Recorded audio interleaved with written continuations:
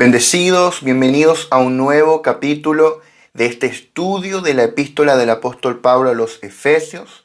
Hoy nos toca la clase número 36 titulada Una iglesia gloriosa. Vamos a orar para comenzar este tiempo, como siempre, entregándolo al Señor, consagrándolo al Señor, reconociendo que nuestra mente natural es incapaz, es incompatible para entender los misterios de Dios y que necesitamos de la revelación del Espíritu Santo, que necesitamos al Espíritu de Dios alumbrando los ojos de nuestro entendimiento. Amén. Oramos, Padre, gracias por este tiempo que tú propicias, en que nos reúnes, Señor, de diferentes lugares en torno a tu palabra, en torno, Señor, a esta epístola maravillosa de Pablo a los Efesios. Gracias por cada verdad plasmada, Señor, en esta carta en cuanto a Cristo y la iglesia. Señor, y oramos para que tú alumbres los ojos de nuestro entendimiento, para que nos des espíritu de sabiduría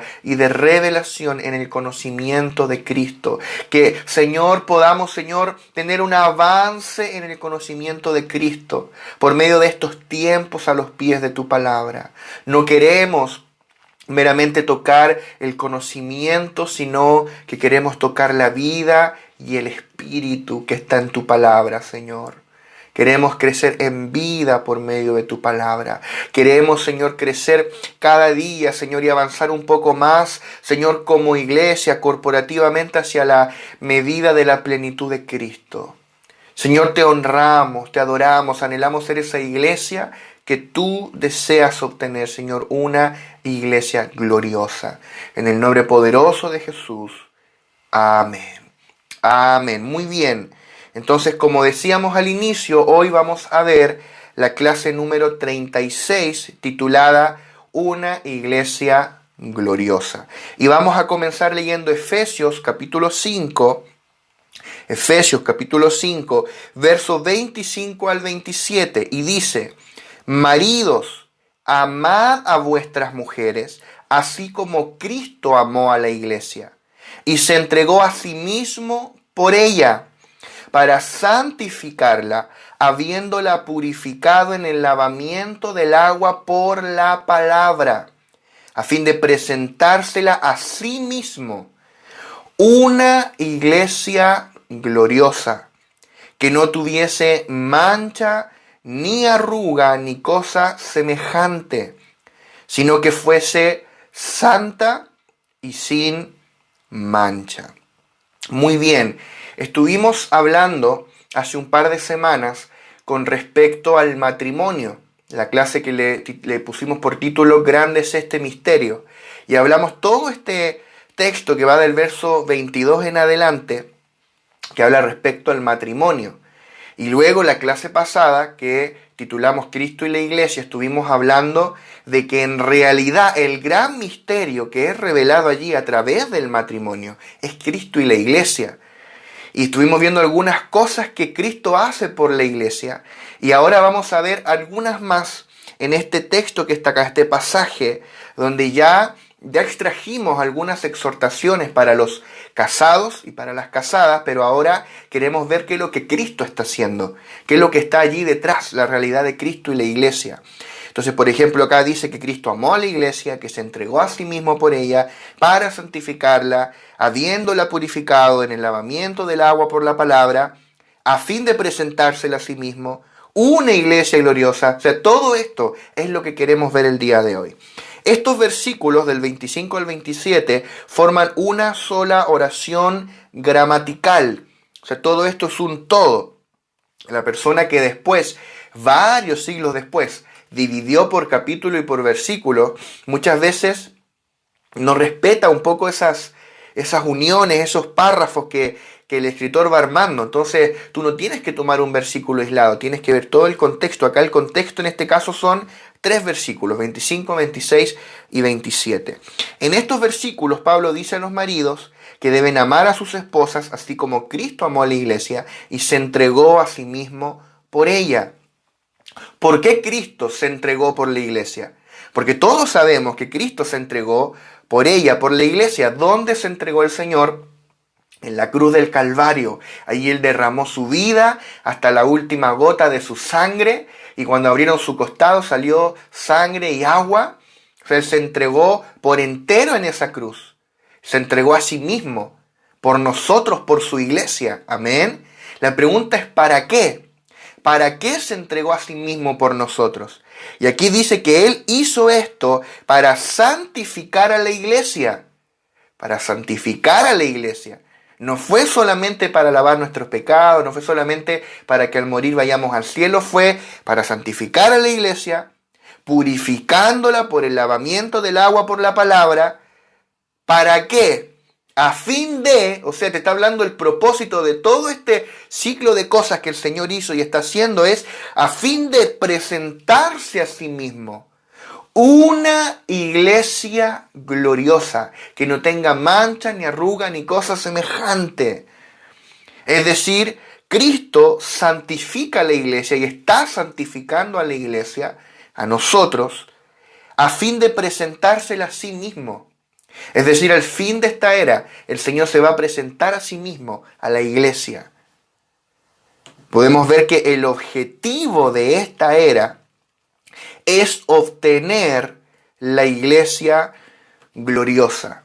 Ese va a ser el resultado final, el producto residual, el resultado final y último de esta era. ¿Qué es lo que Dios va a obtener en esta era de la iglesia, en esta era de la gracia, como le queramos llamar, en esta era neotestamentaria? ¿Qué es lo que Dios obtiene al final? Una iglesia gloriosa. Toda esta era se trata de que al final Dios obtiene su iglesia gloriosa. Una iglesia gloriosa. Eso es lo que Dios obtiene al final de toda esta era. Todas las cosas que nosotros pasamos, todas las cosas con las que batallamos, todos los baches en el camino, problemas, tropiezos, tentaciones, todo lo que pasamos, al final, ¿qué es lo que Dios obtiene? Una iglesia gloriosa, que Cristo se va a presentar a sí mismo como el novio. O sea, el objetivo de Dios es obtener la iglesia gloriosa. Esa es la iglesia soñada del Señor. Una iglesia gloriosa. Si tú tuvieras que describir en una sola palabra cómo es tu iglesia ideal, la iglesia ideal para ti.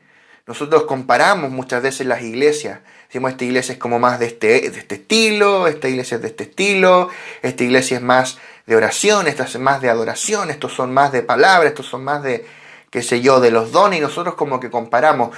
¿Cómo sería tu iglesia ideal? Tal vez es una iglesia de oración, una iglesia guerrera, una iglesia evangelística. Si tú le preguntas a alguien que está en el campo misionero, ¿cómo es la iglesia ideal? Una iglesia misionera te va a responder. Una iglesia que mande misioneros, que sustente misioneros, que pague ofrendas para sustentar misioneros. Si tú, no sé, le preguntas a un maestro, ¿cómo es la iglesia ideal? Te va a decir una iglesia fuerte en la palabra, que trace la palabra. Dependiendo a quién le preguntes, cada uno tiene su propio concepto. ¿Cómo es la iglesia perfecta? Suponiendo, ¿no? Porque la iglesia real, en la iglesia real no hay una iglesia local perfecta, aunque desde el punto de vista del Señor todas lo son, pero desde el punto de vista humano, el factor humano, no existe la iglesia perfecta, ¿verdad? Pero si existiera, ¿cómo sería la iglesia perfecta para ti? Acá mencionaba algunos ejemplos, ¿verdad? De oración, guerrera, evangelística, una iglesia espiritual, una iglesia victoriosa, una iglesia celestial. Bueno, para el Señor, la iglesia ideal es una iglesia gloriosa. Esa es la iglesia que el Señor busca obtener. Si tuvieras que resumir en una sola palabra todo lo que el Señor busca en la iglesia, es una iglesia gloriosa. No alcanzan las palabras para describir esto. Esto es lo que Dios busca obtener. Esto es lo que Dios quiere.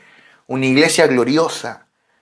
La iglesia gloriosa es una iglesia que expresa a Cristo en toda su magnificencia. Magnificencia.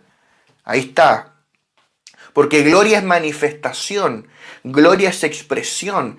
Siempre que tú ves gloria en la Biblia tiene que ver con Dios manifestado. Entonces, ¿qué es lo que es una iglesia gloriosa? Es una iglesia que manifiesta a Dios. Es una iglesia donde Dios es expresado. una iglesia que es la exacta representación de Cristo, una iglesia que expresa la plenitud de todo lo que Cristo es. No solo un aspecto de Cristo u otro aspecto, sino todo lo que Cristo es expresado. Eso es una iglesia gloriosa, una iglesia con gloria, una iglesia que expresa a Dios en su plenitud. Esa es la meta de Dios. Ese es el anhelo del Señor. Y si el Señor anhela una iglesia gloriosa, yo también debo anhelar una iglesia gloriosa. Necesitamos ver que la única meta y el deseo de Dios en esta era es producir una iglesia gloriosa. Y Él habrá logrado su objetivo para cuando Cristo regrese. Cuando Cristo venga por segunda vez, créeme que el Señor habrá logrado su objetivo. Porque en medio de todas las cosas que nosotros vivimos y vemos en la realidad de la iglesia local, todas las debilidades de cada uno de nosotros, porque en la iglesia local tú ves el factor humano, tangible, que a veces como que se nos pierde un poco en la iglesia universal, pero tú lo ves palpable en la iglesia local. Convives con hermanos con debilidades y la gente convive contigo y conmigo que tenemos debilidades, tenemos falencias, tenemos áreas que Cristo no ha leudado. Entonces, a pesar de todo lo que vivimos en la iglesia local, a pesar de incluso todas las diferencias que hay en el cuerpo de Cristo, a pesar de todas las divisiones que hay en el cuerpo de Cristo, y que algunos están edificando un muro para allá, otros un muro para acá, y tantas cosas, pero en medio de todo eso, Dios continúa edificando su edificio, un edificio de oro puro, su iglesia gloriosa, y al final de esta era, de una forma que no podemos entender, el Señor obtendrá lo que Él ha estado edificando. El Señor obtendrá una iglesia gloriosa. Vamos a ver tres pasos para producir la iglesia gloriosa. Tres pasos, tres etapas en este proceso para producir la iglesia gloriosa. Número 1, en el pasado. Cristo se entregó a sí mismo por la iglesia. ¿Dónde vemos eso? En el versículo 25. Ya lo leímos, por ende no lo vamos a volver a leer. Dice, Cristo se entregó a sí mismo por la iglesia. Fue así que la iglesia nació. Cristo fue procesado, Él murió en la cruz del Calvario, se entregó a sí mismo por nosotros. Por medio de su sangre nuestros pecados fueron perdonados. Él nos redimió y la iglesia nació porque fuimos justificados en Él. Cristo murió y resucitó. Él nos impartió su vida y nace la iglesia. Entonces en el pasado, pues para nosotros esto está en el pasado. Pero para la gente que vivió antes de Cristo, estaba todavía en el futuro, prometido, profetizado, representado en sombras, tipos y figuras, o a través de las profecías de los diferentes profetas. Pero estaba allí como oculto, era un misterio oculto, en parte revelado, en parte oculto. Pero ahora es una realidad. Tú miras al pasado y dices, hace 2000 años, Cristo murió en esa cruz. Eso ya ocurrió. Número 2, segundo paso en este proceso de producir la iglesia gloriosa. Está ocurriendo en el presente y lo vemos ahora en el versículo 26. Primer paso en el verso 25, segundo paso en el verso 26. Y te adelanto que el tercer paso está en el verso 27. ¿Ves? 25, 26 y 27. Paso 1, paso 2, paso 3. Paso 1 en el pasado. Paso 2 está en el presente. Y es que Cristo santifica a la iglesia. Cristo la está santificando ahora en el presente. En esta era, desde que la iglesia nació hasta que Cristo venga, la iglesia está siendo santificada por Cristo. Amén. El Señor está perfeccionando y completando su iglesia para que luego en el futuro, esa es la tercera etapa es la que ocurre en el futuro, Cristo se la presentará a sí mismo como su complemento. En el futuro, Cristo se va a presentar a sí mismo, esta iglesia gloriosa. O sea, en el pasado, Cristo se entregó a sí mismo por ella y la iglesia nació. En el presente Cristo está santificando a la iglesia para que en el futuro Él pueda presentársela a sí mismo como una iglesia gloriosa, su complemento para su satisfacción. Una iglesia gloriosa sin mancha, ni arruga, ni cosa semejante. Entonces tenemos 3 pasos, en el pasado, en el presente y en el futuro. Cristo se entregó a sí mismo, ahora le está santificando, y cuando Él vuelva se la va a presentar a sí mismo. O sea, lo primero lleva a lo segundo, y lo segundo lleva a lo tercero. Está sencillo, ¿verdad? Se entiende. Estos 3 pasos son, a grandes rasgos, los 3 pasos de la economía neotestamentaria de Dios. La economía de Dios, la administración de Dios en la era del Nuevo Testamento. Estos son los 3 grandes pasos, en el pasado, en el presente y en el futuro. Primero, Cristo es procesado a fin de llegar a ser el Espíritu vivificante. Luego, Él se imparte como el Espíritu en nosotros y engendra, produce la iglesia. Luego, esa sería la primera etapa. Luego, la segunda etapa, la iglesia está siendo edificada por el Señor hasta llegar a la estatura de la plenitud de Cristo, hasta que todos lleguemos, hasta que el edificio sea completado. Eso está ocurriendo en esta era, y en el futuro, cuando el edificio ya esté completado, Cristo va a volver y Él se va a presentar a sí mismo, a esa iglesia gloriosa que Él está edificando. Dime si esto no es maravilloso, dime si esto no es glorioso, amados hermanos. ¡Qué tremendo! Entonces aquí vemos estos 3 pasos de la economía de Dios. También podemos ver a Cristo aquí en 3 etapas. Cristo en 3 etapas diferentes.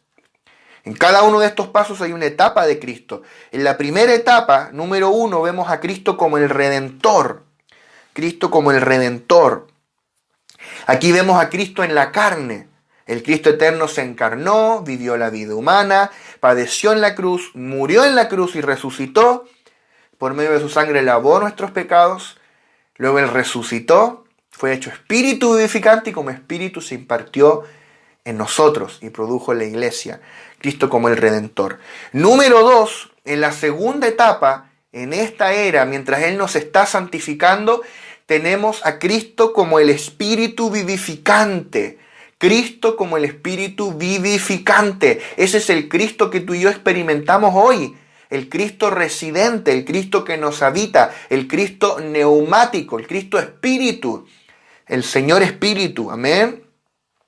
Por medio de ser procesado en su resurrección, Él llegó a ser el espíritu vivificante y se impartió en nosotros.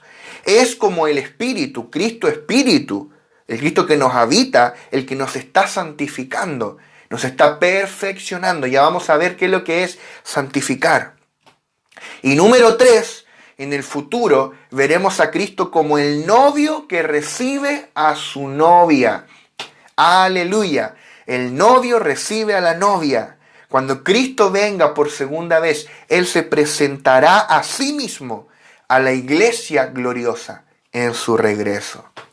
Entonces la primera de estas etapas transcurrió en el pasado, la segunda ocurre en el presente, la tercera en el futuro. Actualmente estamos en la segunda etapa. Cristo está santificando a la iglesia para que cuando esté plenamente edificada, completa, perfecta, Él se la presente a sí mismo. Y el Señor lo va a obtener. No importa cuán débil tú te sientas, cuán lleno de errores, de debilidades, de pecados tú te sientas, pero el Señor nos está perfeccionando, nos está edificando juntamente en esta gran casa que es la iglesia. Y cuando el Señor venga, nos presentará a Él, a sí mismo, como una iglesia gloriosa. Vamos a hablar un poquito de esta santificación, porque es aquí donde estamos hoy día. Estamos siendo santificados por el Señor. Vamos a ver de qué se trata esto. Vuelvo a leer el verso 26. Dice, para santificarla, habiéndola purificado en el lavamiento del agua por la palabra. Para santificarla. Entonces Cristo amó a la iglesia, se entregó a sí mismo por ella, a fin de redimirla e impartirle su vida. La iglesia llegó a existir por medio del sacrificio de Cristo. El asunto es que ahora que la iglesia ya existe, ahora necesita ser santificada. O sea, nosotros los santos hemos nacido de nuevo, pero ahora necesitamos ser santificados por el Señor. Esta santificación se refiere al proceso de ser saturados de Cristo, a crecer en vida, ser transformados a la imagen de Cristo. ¿Qué más? Ser edificados como una piedra viva en el edificio de Dios. Este proceso de que Cristo crezca en mí, Cristo sea formado en mí, de que yo sea conformado a la imagen de Cristo. Eso es la santificación. Ahora bien, hay dos aspectos de la santificación. Está la santificación objetiva y está la santificación subjetiva. La santificación objetiva tiene que ver con una posición. Es un cambio de posición. Fuimos separados posicionalmente. Es decir, fuimos declarados santos. Dios nos tomó de un lugar y nos puso en Cristo. Y nos declaró santos. O sea, si tú naciste de nuevo, tú ahora eres parte de los santos. Tú eres posicionalmente santo. Esa es tu posición. Cuando las cartas eran escritas, tú ves todas las cartas, las epístolas dicen a los santos en Cristo que están en tal lugar o en tal lugar, en Roma, en Éfeso, en Colosas. O sea, las cartas se escriben a los santos. Y después tú ves que a los santos los exhorta unas cosas que tú dices, ¿y cómo los llamas santos? Tú ves en los Corintios las cosas que Pablo le exhorta. Tú dices, estos tipos no son santos. Lo que pasa es que son santos posicionalmente, pero no disposicionalmente.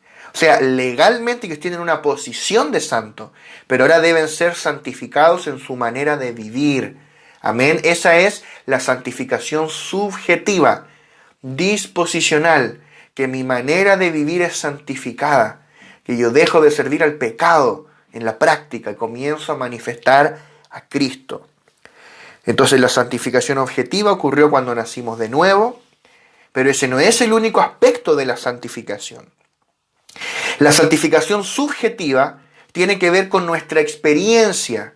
Tenemos que experimentarlo, con que nuestro vivir sea transformado y que nosotros, que antes éramos naturales, gradualmente lleguemos a ser santos en naturaleza. Así nuestro vivir es transformado.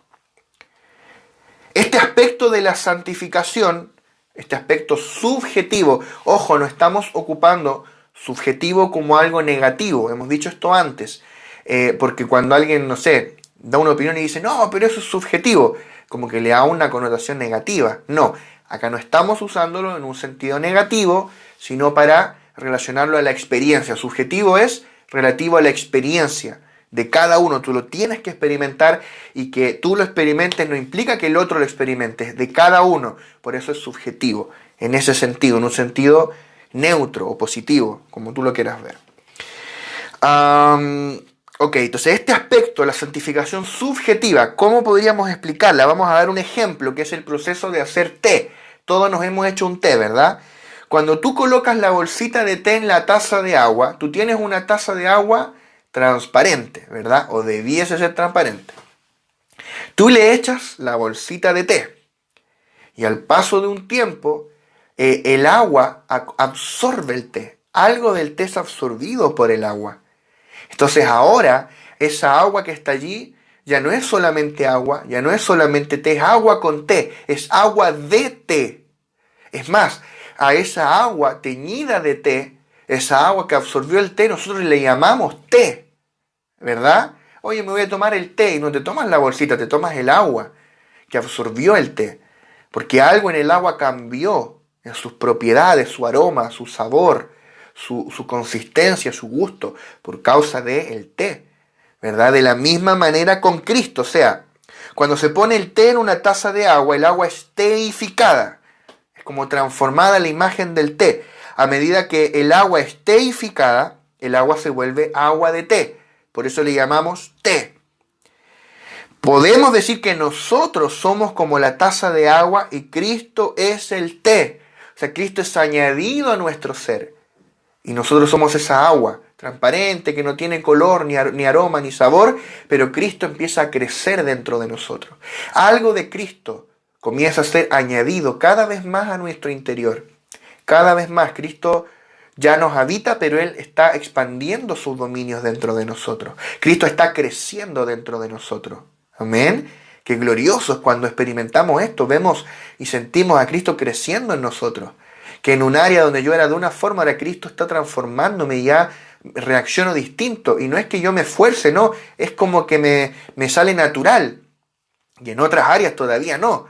Seguimos siendo los mismos, ¿verdad? Él nos estaba poco a poco leudando interiormente, saturando, llenando, creciendo dentro de nosotros. Y poco a poco nuestra alma empieza a impregnarse de Cristo, a saturarse de Él, a mezclarse con Él. Y nuestra alma empieza a impregnarse de su aroma, de su sabor, de su textura, de su color. Igual que el agua con el té. ¿Cuántos están entendiendo esto? Esto es glorioso. Somos transformados por el Señor. Ser santificado, entonces, ¿qué es? Ser santificado no es un cambio externo de conducta. No es que tú digas, yo antes me emborrachaba y ya no. Yo antes, no sé, miraba mujeres y ya no. Eso es un cambio externo. Y ciertamente la vida de Cristo en ti lo va a producir. Pero la verdadera santificación no es el cambio externo. La santificación es el cambio interno. Es que Cristo crezca en ti y comience a leudarte. Y desde adentro hacia afuera Él te sature al punto que tu vivir cambie. Eso es la santificación. Ser santificado consiste en que Cristo se añada a nuestro ser. Cuanto más se añade a nosotros, más tenemos la apariencia, el gusto y el aroma de Cristo. Nuestra necesidad es tomar día tras día más de Cristo, tomar este té celestial, a fin de que su elemento se añada a nosotros.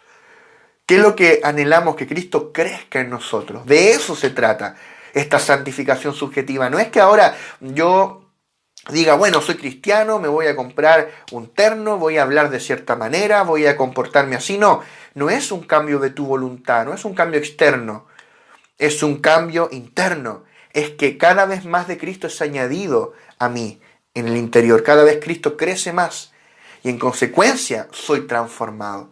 Y ciertamente ese Cristo va a cambiar mi manera de hablar, probablemente va a cambiar mi manera de vestirme incluso, de vivir, de trabajar. Todo va a ser leudado por Cristo. Si la iglesia no es santificada, no podrá ser perfeccionada, ni crecerá a la medida de la estatura de la plenitud de Cristo. O sea, necesitamos ser santificados, completamente santificados como iglesia. O si no, Él no podrá presentarse a sí mismo una iglesia gloriosa. ¿Ves? Por eso necesitamos ser santificados por el Señor. Tú no te conformes con haber nacido de nuevo. No te conformes con ser salvo. Con decir, bueno, yo recibí a Cristo y cuando muera voy al cielo. No, ahora debemos anhelar ser santificados por el Señor. En todo, en todo, en todo. Para que seamos parte de esa iglesia gloriosa, de esa novia, sin mancha ni arruga, que el Señor se va a presentar a sí mismo.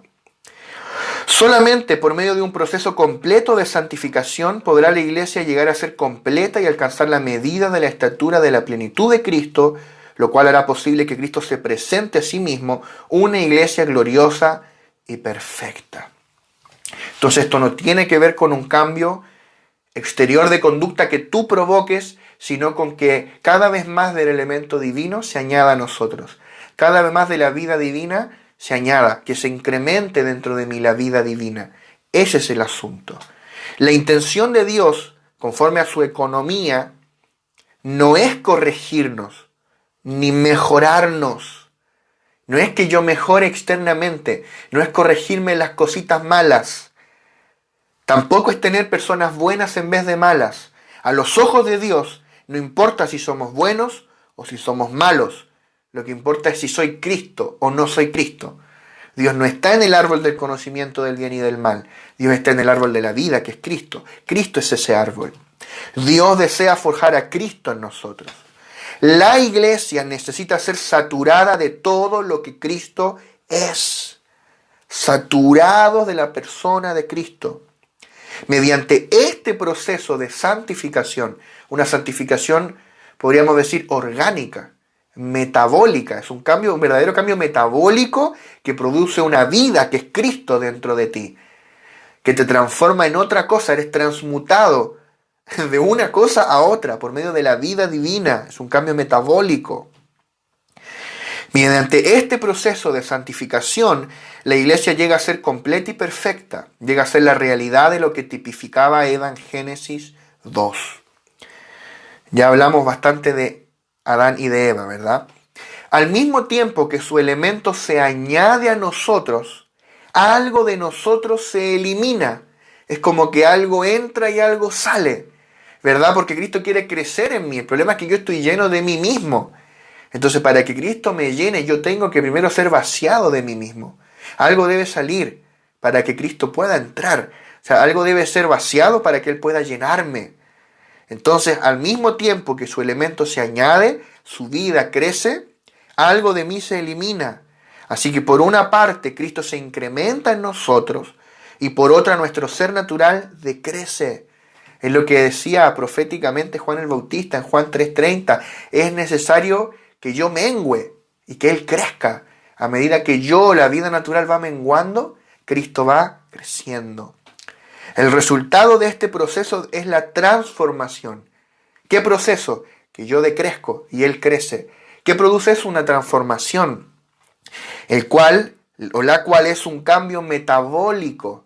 ¿Qué es metabólico? Es como tu cuerpo, mira tu propio cuerpo, ¿verdad? ¿Por qué tú no estás pálido, pálida, escuálida, desnutrido? Porque tú te nutres, tú comes todos los días. Tú no haces un esfuerzo por estar rosadito, por estar allí con los cachetitos rojos, ¿verdad?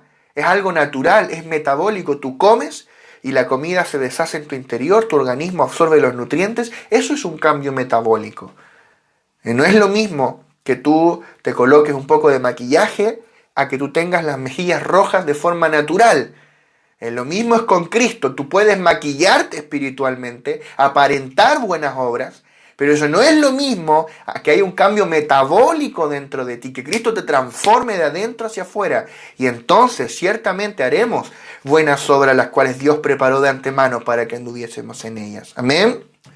Entonces esto es un cambio metabólico por medio del cual se forja en nosotros un nuevo elemento y se elimina el elemento viejo. Efesios 5:26, volvemos a leer, dice: para santificarla, habiéndola purificado en el lavamiento del agua por la palabra. Vamos a centrarnos ahora en esta parte, el lavamiento del agua por la palabra. En este contexto el agua se refiere a la vida. El agua es la vida de Dios, por eso es representada por el agua que fluye, porque es la vida que fluye.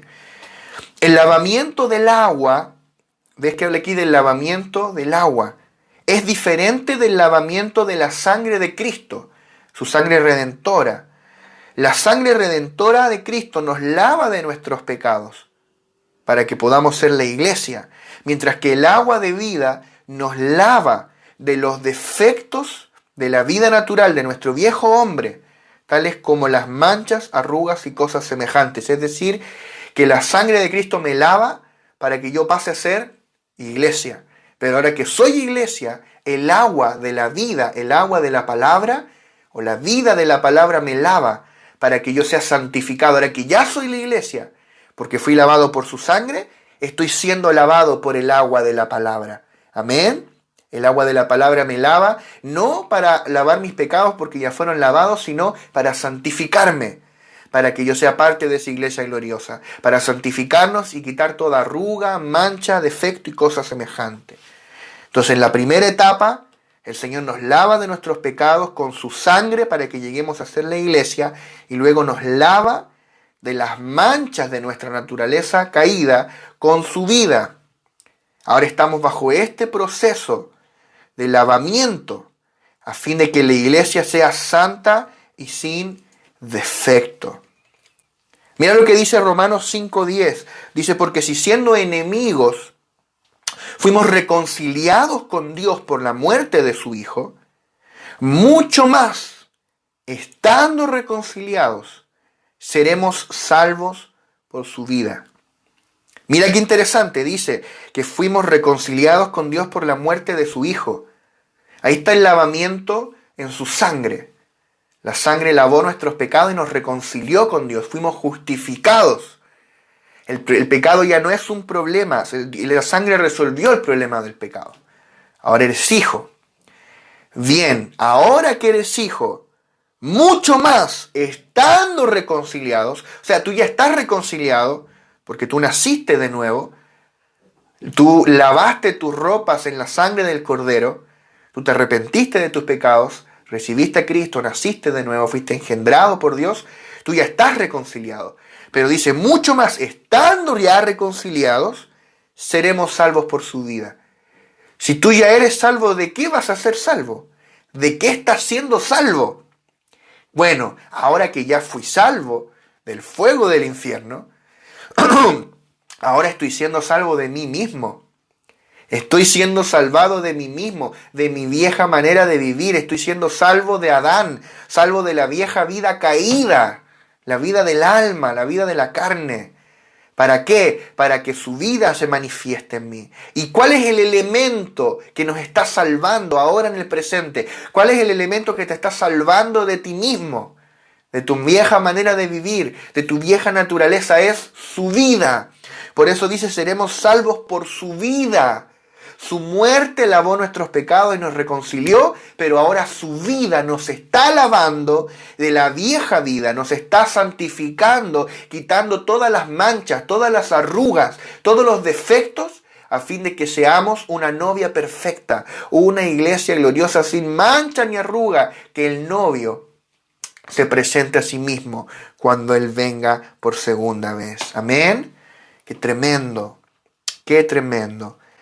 En el caso de Eva, en Génesis 2, no había necesidad de lavamiento porque en ese entonces ella aún no había caído. Ella era pura y no tenía contaminación alguna. Pero nosotros hoy en día, por ser caídos, necesitamos ser purificados. La carne, el yo, el viejo hombre y la vida natural deben ser eliminadas. O sea, tú y yo fuimos salvos, Cristo lavó nuestros pecados, somos parte de la iglesia, gloria a Dios por eso, pero todavía tenemos una carne. El que lo niegue es porque es un mentiroso.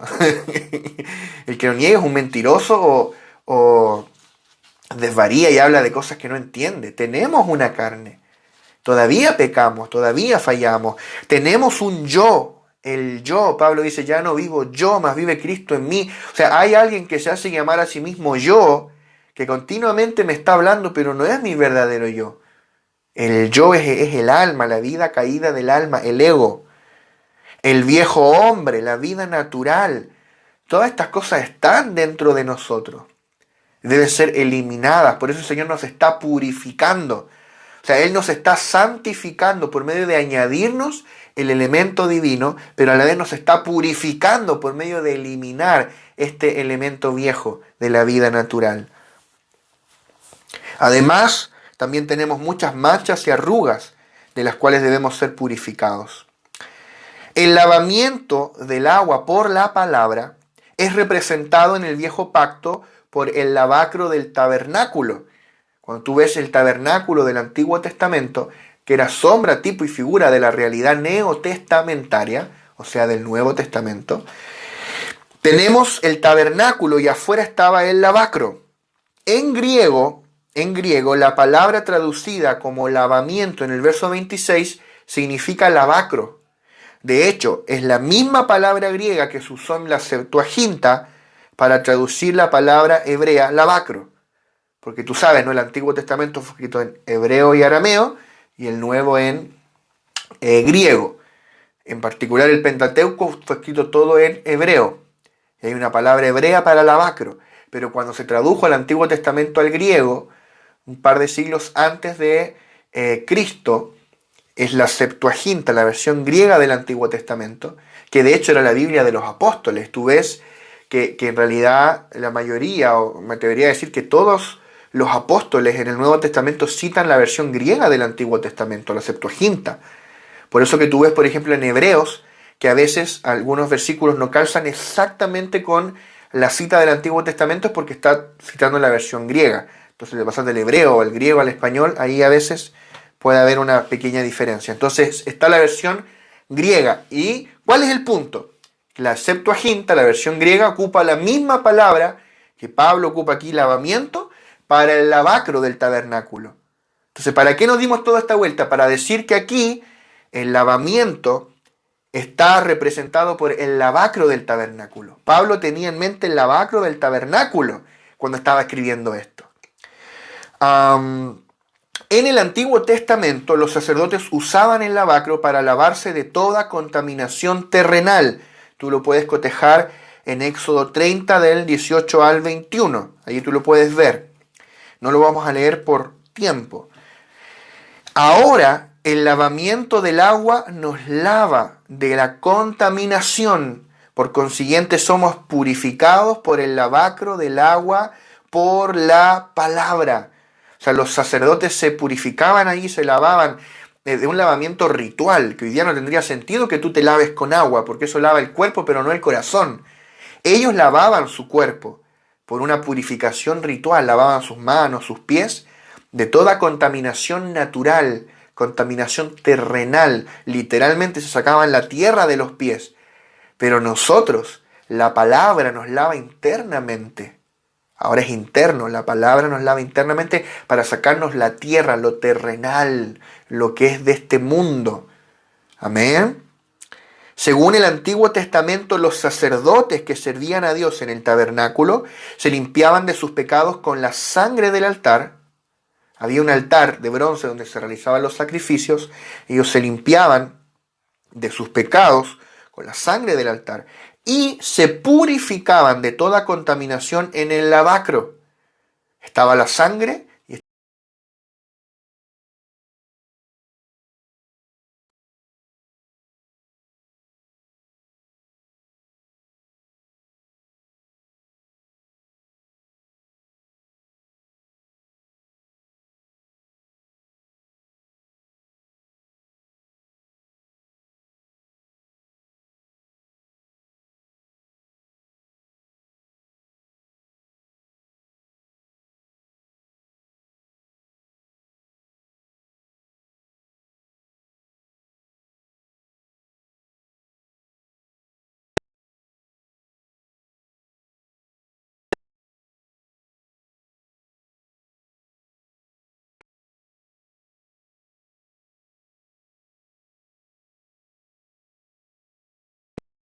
el Señor. Tenemos que ser purificados de todas esas arrugas, esas manchas. Ya vamos a ver qué significa cada uno de estos términos. Mira lo que dice Juan 15:3. Dice, ya vosotros estáis limpios por la palabra que os he hablado. Mira lo que dijo Jesús. Ustedes están limpios por la palabra que os he hablado. Porque la palabra limpia. La palabra lava. Tiene un efecto limpiador cuando tú te expones sistemáticamente a la palabra. Por ejemplo, en tiempos como estos o en las reuniones de la iglesia, sistemáticamente expuesto a la palabra, hay cosas que la misma palabra resuelve en ti. Que nadie oró por ti, nadie te lo ministró, nadie te dijo nada. Es la misma palabra la que va resolviendo cosas en tu interior. Algunas tú eres notificado y otras ni siquiera te das cuenta. Porque en algunas cosas la palabra te exhorta, la palabra te advierte, la palabra te confronta y te dice, oh, mira lo que dice la palabra, yo estoy mal, voy a corregir esto. No sé, yo no quería perdonar, la palabra dice que perdone, oh, voy a perdonar, voy a derramar perdón. Pero a veces la palabra resuelve cosas en ti sin que ni siquiera te des cuenta. A veces hay cosas que el Señor desea sanar, restaurar en el corazón, que a veces el Señor propicia escenarios de sanidad, escenarios de restauración, a veces en retiros y son cosas maravillosas que el Señor hace, pero también a veces hay cosas que podemos testificar que el Señor sanó en nosotros sin que nadie orara por nosotros, nadie nos ministró, simplemente la palabra, porque la palabra sana, la palabra limpia, la palabra purifica. Así como en el Antiguo Testamento los sacerdotes iban primero al altar y después al lavacro, nosotros también, ojo, nosotros vamos primero a la cruz para ser salvos, redimidos y justificados, y después vamos a la palabra para ser purificados. Al ir a la palabra de esta manera, somos purificados de la contaminación que acumulamos al relacionarnos con el mundo. El agua es la palabra de Cristo, que de hecho es Cristo mismo en calidad del Espíritu que nos habla. Cristo en calidad del Espíritu que nos habla, porque la palabra al final no es un libro, la palabra es Cristo mismo. Es la Escritura, pero a la vez es Cristo mismo. Cuanto más nos habla Cristo interiormente, más fluye el agua en nuestro ser. Este Cristo neumático, el Cristo Espíritu que está en tu interior te habla. Te habla por medio de la Escritura, te habla por medio de la voz del Espíritu en tu espíritu, te habla por medio de un líder, un pastor, un mentor, un hermano que tal vez te va a exhortar. Está hablándote continuamente. Y este hablar nos lava, nos limpia, es un agua que fluye. Y algo bien interesante acá es que el término griego que se ocupa acá para la palabra no es logos, sino rema. O sea, no es logos, no es solamente la palabra escrita, la palabra general, sino el rema, que es la palabra específica, para una persona específica, en un momento específico, es la palabra que está fluyendo. Es el fluir de la palabra, el río de la palabra. Es decir, el agua que fluye en nosotros no es el logos, sino el rema. Es el fluir del agua. Y esta agua no es para saciar nuestra sed, sino para lavarnos. O sea, esa agua de vida, la vida de la palabra nos está lavando continuamente. Hermano, la palabra es tan gloriosa. Tú renuncia a ver la palabra de Dios como un libro, amado hermano. La palabra no es un libro, la palabra es Cristo. Tú no te acerques a la escritura buscando tocar solamente la cáscara del libro. Tú tienes que tocar la palabra viviente que es Cristo. Hubo una gran evangelista, una famosa evangelista, no puedo recordar cuál era, que una vez le trajeron un niño que tenía un tumor en el cuello muy grande y ella dijo, lo vamos a cortar con la espada de la palabra. Y agarró la Biblia y ¡paf! Le pegó un bibliazo, así suave por supuesto, y ¡paf! El tumor desapareció. Porque la palabra está viva. Tú no creas que este libro es solamente un libro. No creas eso.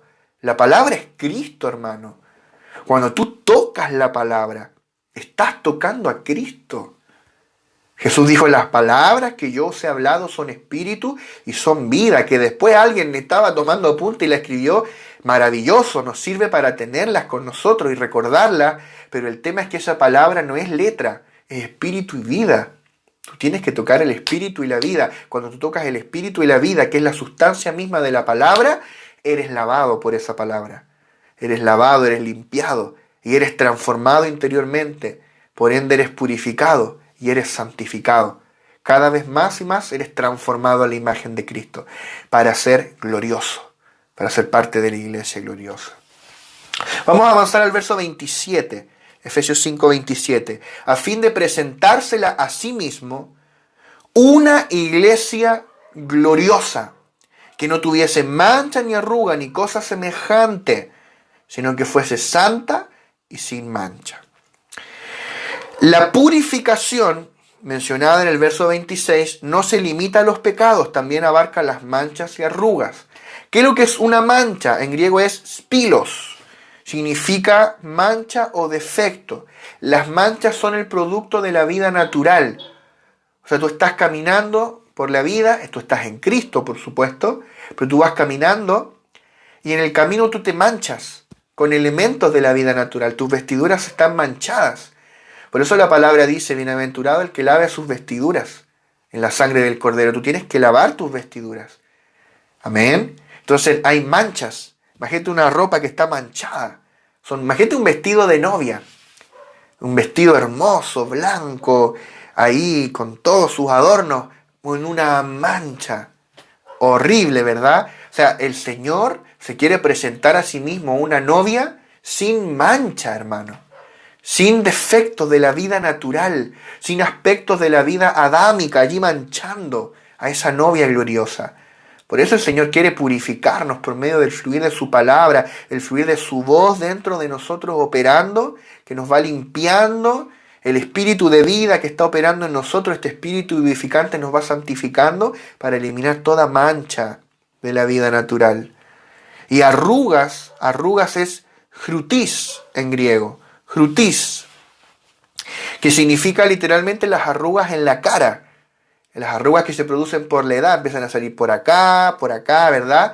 Las arrugas en nuestra cara, o sea, son un símbolo de la vejez, de la ancianidad. Todas las manchas y las arrugas de la iglesia serán eliminadas mediante la purificación realizada por el agua que está en la palabra. es decir, por medio del agua de vida. Ahora bien, no solamente estamos siendo santificados por el Señor, sino también purificados. La santificación añade un nuevo elemento a nosotros, mientras que la purificación elimina elementos viejos, específicos de nosotros. Todos necesitamos que nuestro ser natural sea purificado. Contrario a las enseñanzas religiosas, nosotros no somos purificados corrigiéndonos a nosotros mismos, esforzándote por cambiar, esforzándote por comportarte de otra manera. Esto significa que no somos purificados enmendándonos de manera externa. No es un cambio externo, lo decíamos hace un momento. Por ejemplo, es imposible que por lavarnos la piel se nos quiten las arrugas, las cuales son indicios de vejez. Tarde o temprano a todos nos van saliendo arrugas, no lo puedes evitar. Hoy día hay algunas cremas y cosas, pero a la larga igual nos van a salir a todos arrugas, ¿verdad? Son una señal de que el tiempo está avanzando en nosotros.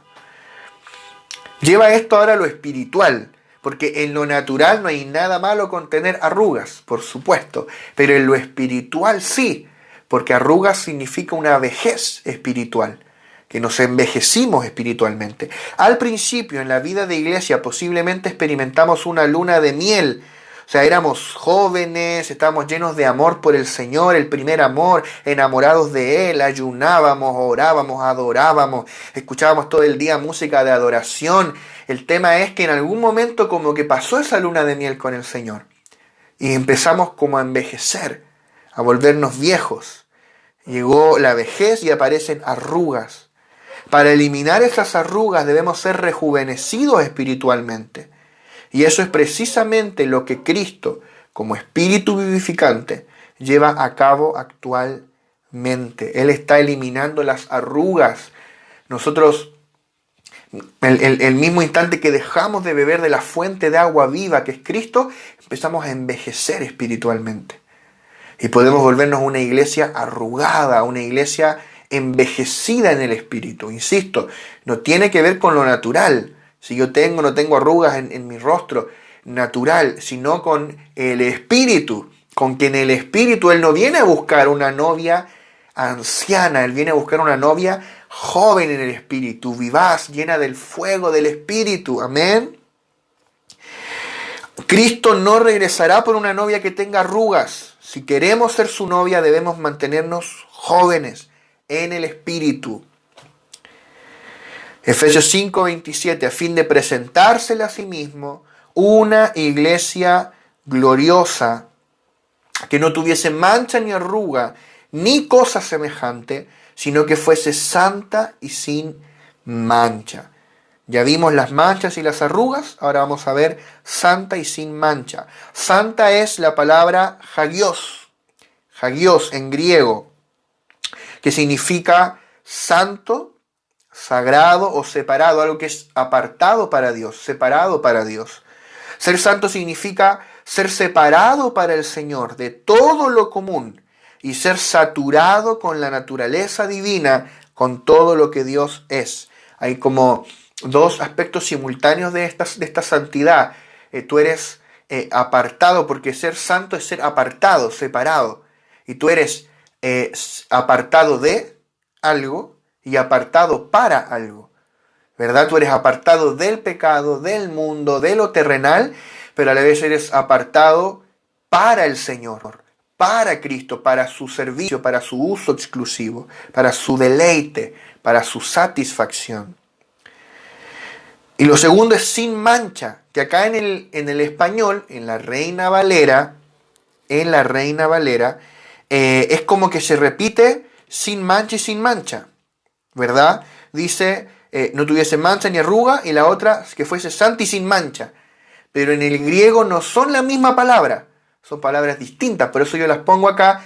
No necesitas, digamos, ser así fluido en griego, andar hablando en griego para captar esto. Yo tampoco soy fluido en griego, no te creas, pero es para que a lo menos tú veas que son palabras distintas. Acá el segundo sin mancha es amomos, que significa sin defecto. sea, no es sin mancha, en realidad debería decir sin defecto. Un defecto es como una mancha en una piedra preciosa.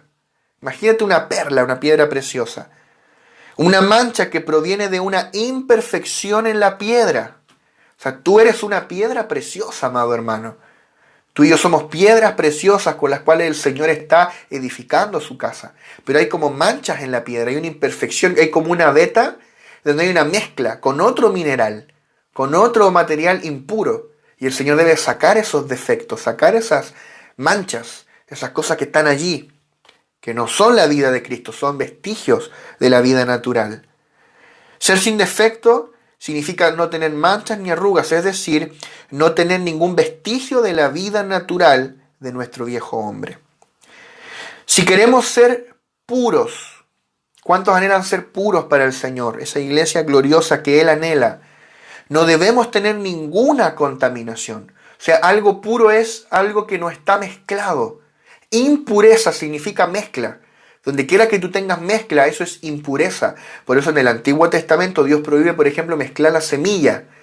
Nos dice, no tires semilla mezclada, no hagas mezcla. A Dios no le gusta lo mezclado, a Dios le gusta lo puro. Dios quiere una iglesia pura, que sea solo Cristo, solo su vida, no la mezcla de su vida con la vida natural. Por eso Él debe purificarnos, separar. Amén. Es decir, en nuestro ser no debe haber ninguna otra cosa que no sea Dios.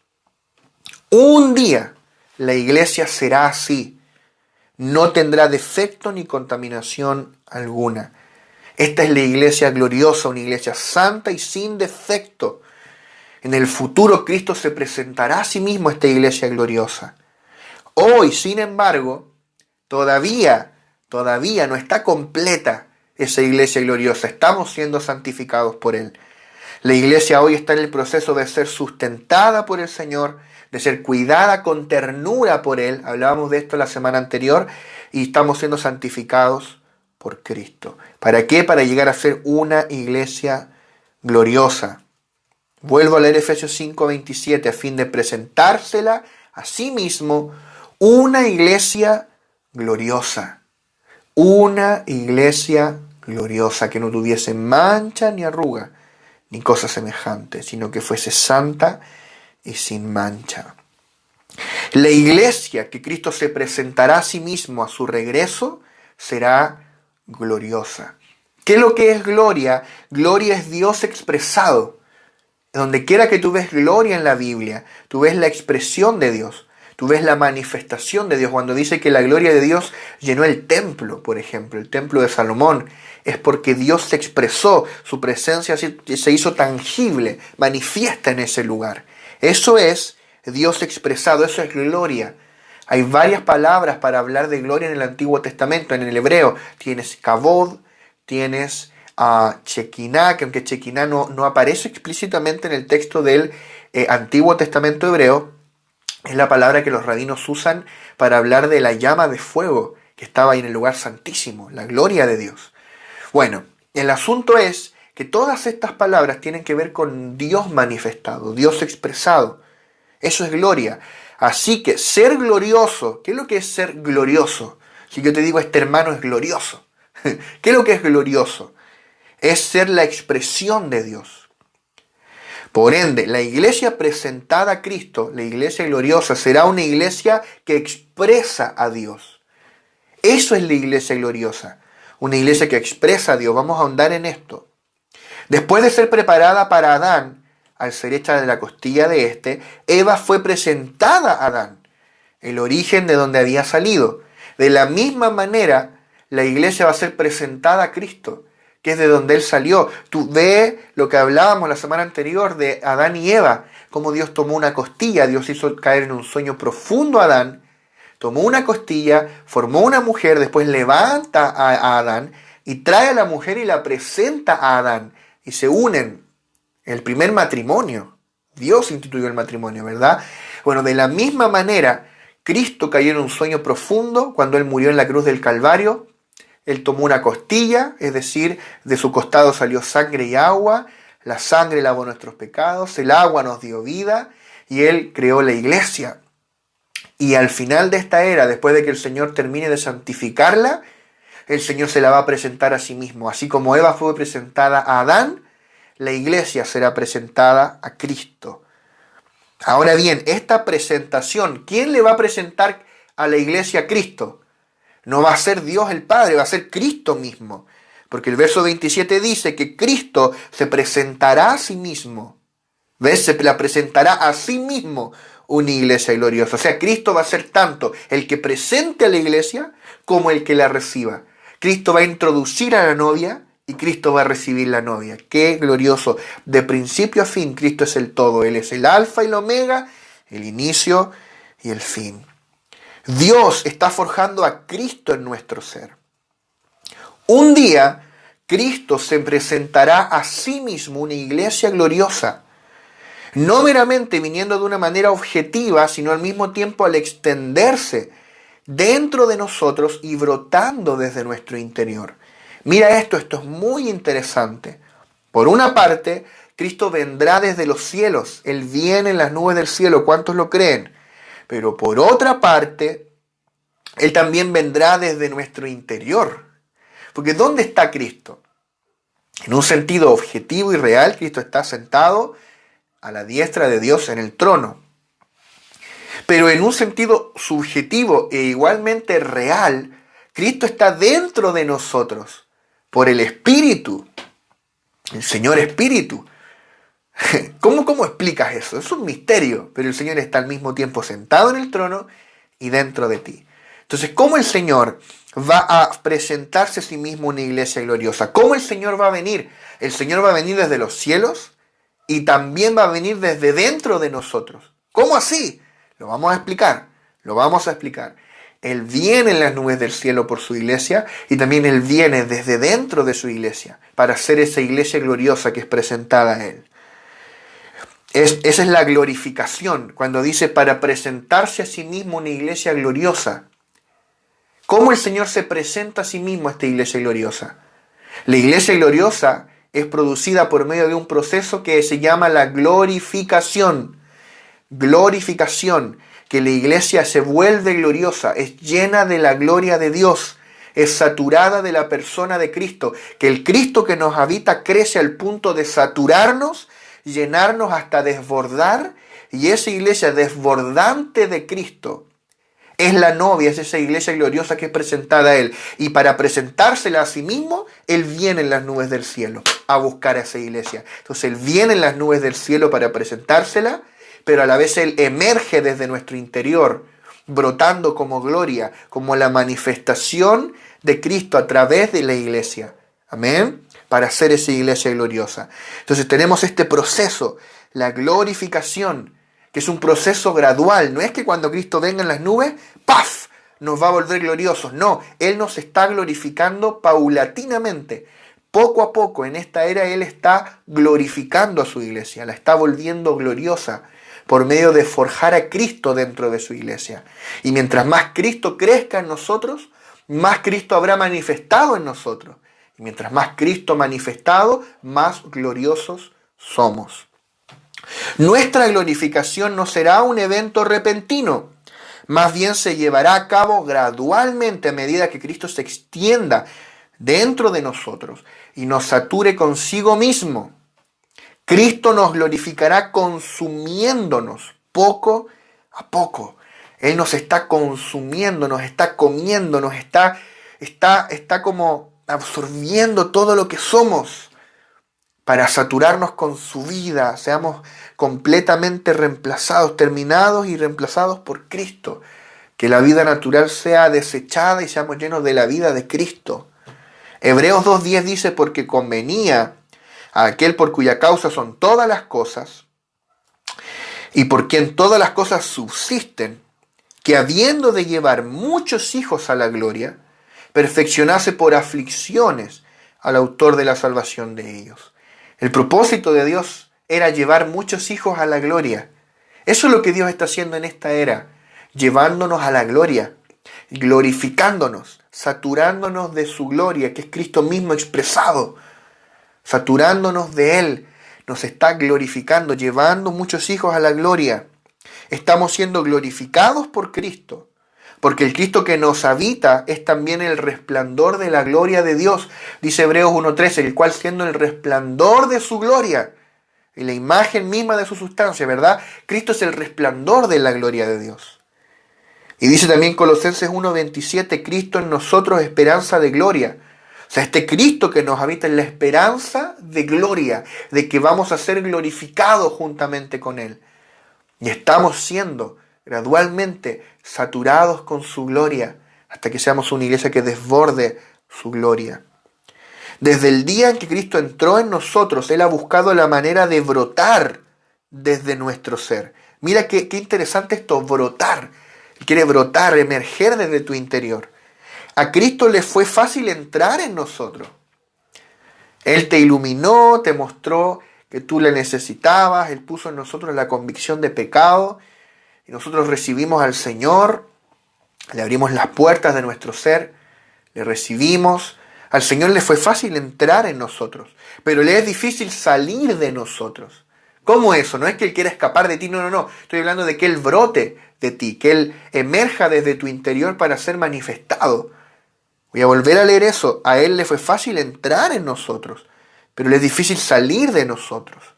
Él está brotando como una semilla desde nuestro interior. Cuando tú siembras en tierra, sembrar es fácil. Abres un hueco, tiras la semilla, tapas con tierra, riegas y listo. Ya está sembrado.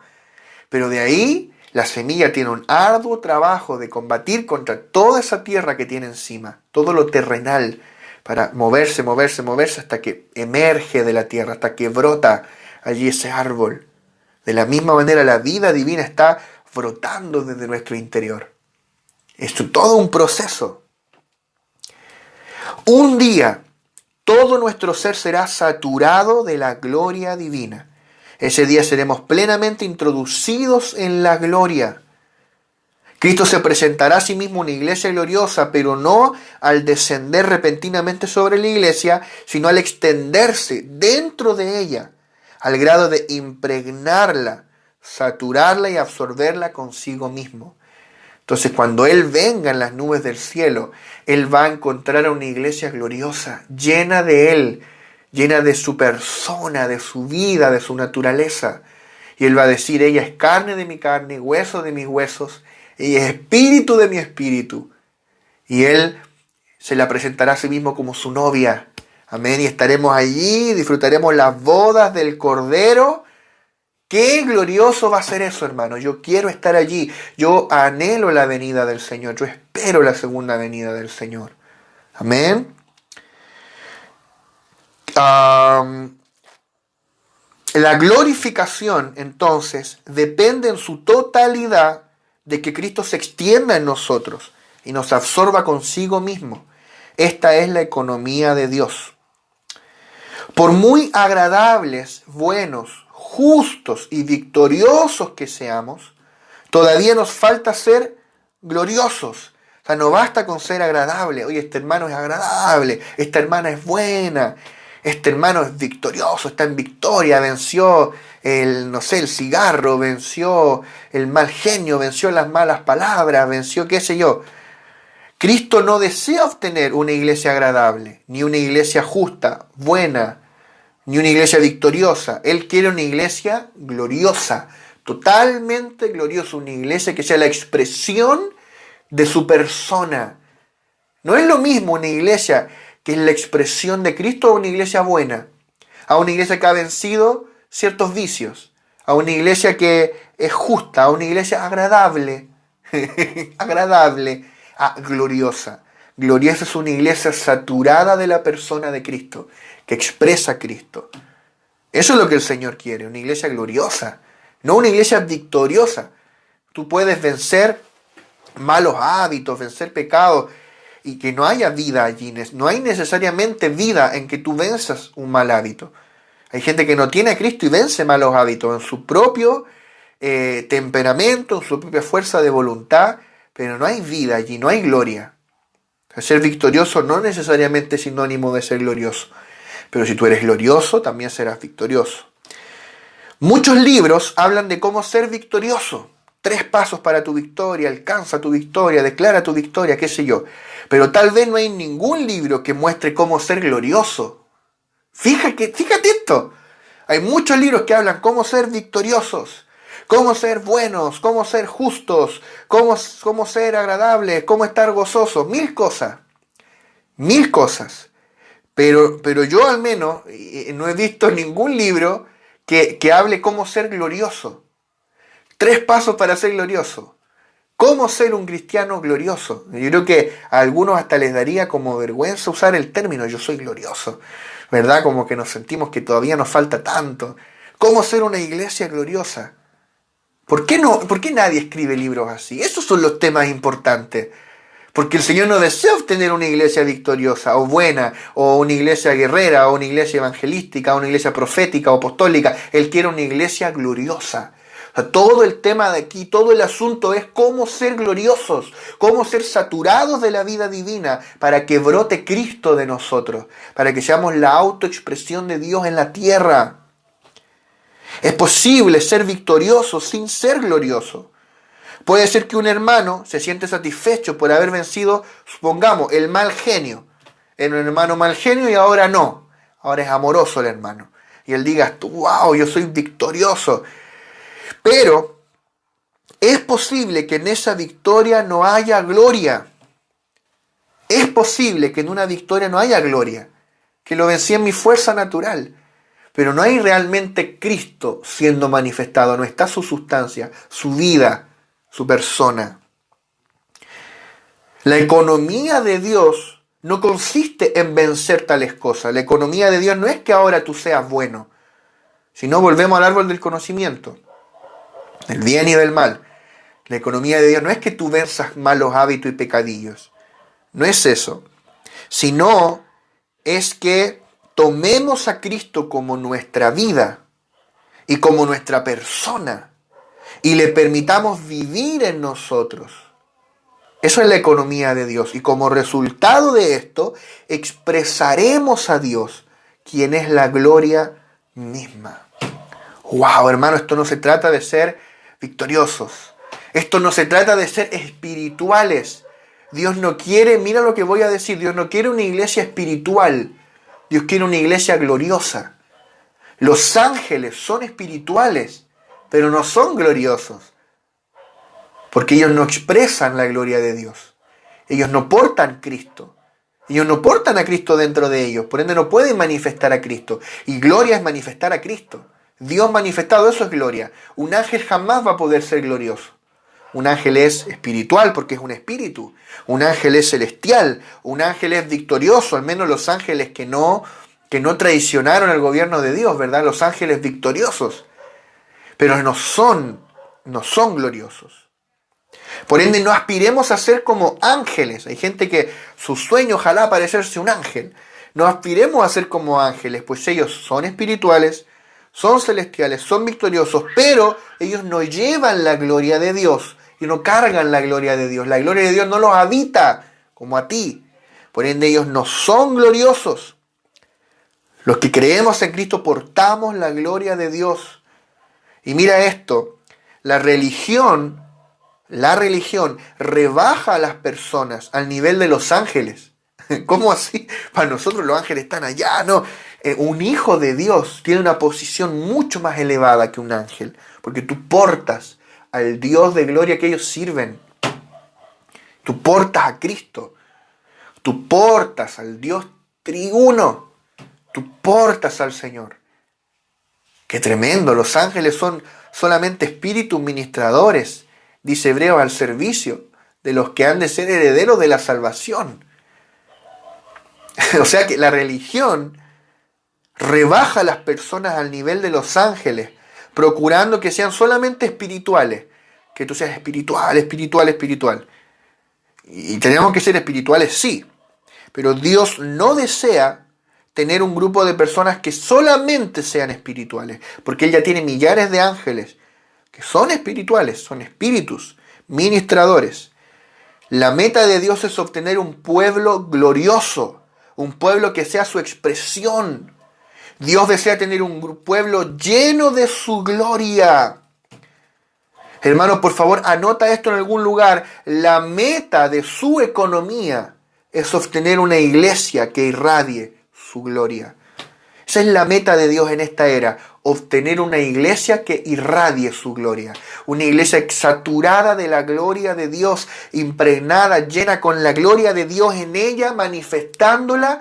Esa iglesia vuelve loco a Cristo. Esa iglesia, Cristo la mira y dice, esa es la iglesia que yo amo, que yo anhelo, que yo deseo, por la cual me entregué a mí mismo y para la cual estoy santificándola y purificándola para presentármela a mí mismo. Hermano, cuando Cristo murió en esa cruz y Él estaba colgando del madero, padeciendo allí, clavado en la cruz, dice la palabra que Él lo hizo por el gozo puesto delante de Él. ¿Sabes cuál era el gozo puesto delante de Él?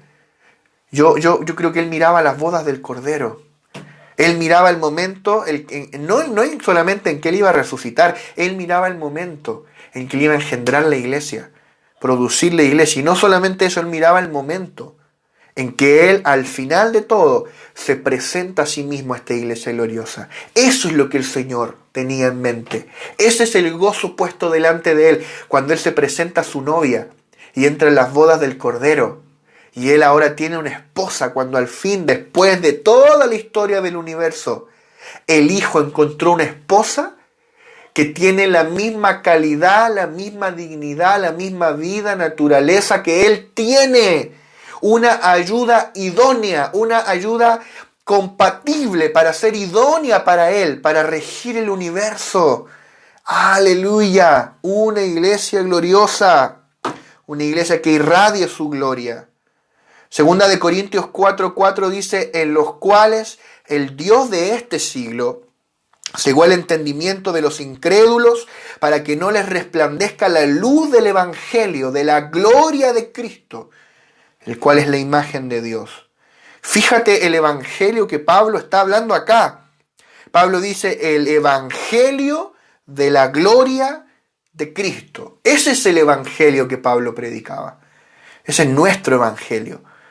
Nuestro evangelio no es simplemente un evangelio de redención, de perdón, de regeneración, aunque eso es maravilloso, pero esos son los pasos iniciales. El evangelio que predicamos es también el evangelio de la gloria de Cristo. El evangelio que transforma a los pecadores en la iglesia gloriosa, en una iglesia llena de la gloria de Dios. Este evangelio es lo único que tiene la capacidad de resplandecer en nosotros. Primero resplandece en nuestro interior y luego irradia desde allí.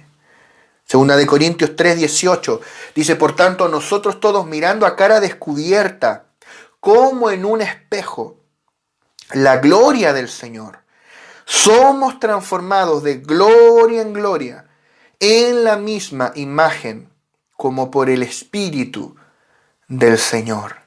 Mira lo que dice, mirando, hermano, volvamos a leer esto, dice, mirando como en un espejo. ¿Qué cosa estás mirando? O deberíamos estar mirando la gloria del Señor. Amén. Mirando la gloria del Señor, somos transformados. ¿En qué? De gloria en gloria, de gloria a gloria, de un nivel de gloria a un nivel de gloria mayor, como por el Espíritu del Señor. Nuestra necesidad hoy es mirar y reflejar la gloria del Señor, mirar su gloria, y como en un espejo también la voy a reflejar, como cuando tú te miras a ti mismo en el espejo. A medida que miramos su gloria, somos transformados. No somos transformados de conducta en conducta, de espiritualidad en espiritualidad, de victoria en victoria. Podríamos seguir mencionando, no sé, de experiencia en experiencia. No, somos transformados de gloria en gloria, de un nivel de gloria a un nivel de gloria mayor, de un nivel de saturación de Cristo a uno mayor, de un nivel de manifestación de Cristo a uno mayor. Mientras más miremos la gloria del Señor y seamos transformados de gloria en gloria por el Señor Espíritu o el Espíritu del Señor, más obtendrá Él la iglesia gloriosa que tanto anhela. Y para finalizar, Apocalipsis 21, 10 al 11, aquí tú ves el cierre ya de las Escrituras, en los últimos capítulos de Apocalipsis, y tú ves la Nueva Jerusalén, que es la mayor alegoría de todas las Escrituras. La Nueva Jerusalén es la iglesia gloriosa, donde la iglesia por toda la eternidad futura, será la expresión del Dios triuno. Es la humanidad regenerada y mezclada con el Dios triuno. Esa iglesia gloriosa es la Nueva Jerusalén. Y mira cómo describe acá el apóstol Juan en Apocalipsis a esta iglesia gloriosa, a esta Nueva Jerusalén. Dice: y me llevó en el espíritu a un monte grande y alto, y me mostró la gran ciudad santa de Jerusalén, que descendía del cielo de Dios, teniendo, ¿qué cosa? La gloria de Dios. Aleluya. Y su fulgor era semejante al de una piedra preciosísima, como piedra de jaspe, diáfana como el cristal. Hermano, ¿sabes cuál es la descripción que hace Juan de esta ciudad, de esta Nueva Jerusalén, la celestial, que es la iglesia? ¿Sabes cuál es la descripción que Juan hace? La primera, en pocas palabras, la que resume todo es: ella tenía la gloria de Dios. Dice: vi a la Nueva Jerusalén, a la iglesia, descender del cielo de Dios, teniendo la gloria de Dios. Es decir, que al final Él obtendrá lo que está buscando. Una iglesia llena de su gloria, que le expresará por toda la eternidad. El Señor va a obtener una iglesia gloriosa. El Señor va a obtener esa iglesia, amado hermano, amada hermana. El Señor la va a conseguir y se la va a presentar a sí mismo. Y vamos a estar allí. ¿Cuántos lo creen? Vamos a estar allí en la Nueva Jerusalén, disfrutando a Cristo eternamente, de maneras que ni siquiera podemos entender ahora y ni siquiera podemos imaginar, pero teniendo la gloria de Dios, siendo la expresión de Dios. Quiero que podamos orar. Señor, te adoramos. Bendito Rey, Señor, qué asombroso, Señor, es hablar de estas cosas. Señor, nuestro espíritu, Señor, nuestro corazón es doblegado, Padre, por lo sublime y lo glorioso, Señor, de tu obra, de tu propósito, de lo que tú estás haciendo con tu iglesia, Señor. Espíritu Santo, yo oro para que seamos impactados por esta verdad, impactados por esta economía, por esta administración, por este plan tuyo, Señor, de lo que tú estás llevando a cabo. Producir una iglesia gloriosa, sin mancha, ni arruga, ni cosa semejante. Oh, Espíritu de Dios, Espíritu de Dios. Espíritu de Dios, enternece nuestros corazones, impacta nuestro espíritu con esta realidad tan gloriosa que es tu iglesia, Señor. Oh, aleluya, aleluya. Oh, aleluya, aleluya. Mi hermano, por favor, tómate un momento y adora al Señor por esta realidad tan gloriosa que es la iglesia. Tómate un momento y adora al Señor. Bendito Rey, glorioso Rey.